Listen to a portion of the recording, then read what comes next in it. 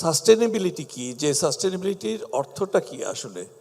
আমি যে অবস্থায় একটা বাড়ি বানাতে যাব, সে রফিক আজব যেরকম দেখালো যে পুরোনো একটা জায়গা ছিল, এখানে মানুষের সঙ্গে সম্পর্ক ছিল, একটা পরিবেশ অন্যরকম ছিল, গ্রিনারি ছিল। আমি যখন বাড়িটা বাড়ানোর সময় সেটার দিকেও আমরা নজর রাখবো যে আশেপাশের লোকজনের যেন মিনিমাম পার্মানেন্ট চেঞ্জ কিছু না হয়ে যায়। এবং বানানো হয়ে যাওয়ার পরে আমি যখন হ্যান্ডওভার করব এবং কমপ্লিট করব, আমি নেচারের কাছ থেকে যা নিয়েছি নেচারের কাছে মিনিমাম সেটুক ফেরত দেব। এখানে ভিডিওর ভিতরে বলেছে যে 100% of the greenery will be given back to the new building. এবং এই বিল্ডিংটা সিঙ্গাপুরের, যেটার নাম হচ্ছে park royal hotel plus park royal offices. এটা one of the largest building, যেটা যা বানানো হয়েছে আপনারা দেখেছেন এতক্ষণ ধরে, তার থেকে বেশি গ্রিনারি ফেরত দেওয়া হয়েছে এবং minimum carbon emission which is only 20% এখান থেকে সাশ্রয় করা হয়েছে। তো এটা করতে গেলে পরে প্রশ্নটা ছিল যে আমরা কি করি কি না। ডেফিনেটলি রিয়েল এস্টেট সেক্টরকে মানে ইন জেনারেল একটু তারা চোখে দেখা হয়, বাট রিয়েল এস্টেট সেক্টর থাকলে এখানে যারা আছেন professional, most of the people would be here even. I'm sorry to say, but that is the fact. We have extreme contribution and it should be recognized. আমার শ্রদ্ধেয় teacher এখানে doctor Shamimuzzaman sir আছেন।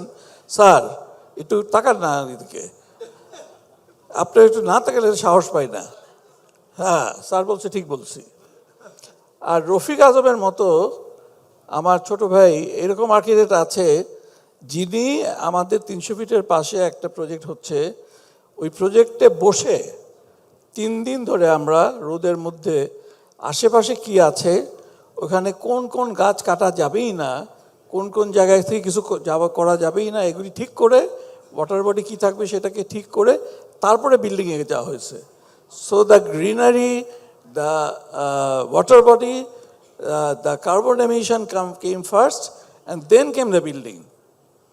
Now, the problem is when we do a building like that, we are not a donor agency, we are a commercial company, all the real estate developers. So who will pay the extra cost for it? It's an extra cost আছে যে আমি যে ছাড়লাম, আমি যে করলাম, সেটা water harvesting হোক, আর সেটা সেলফ সাস্টেনিং সুয়েজ সিস্টেম হোক, কার্বন এমিশন হোক।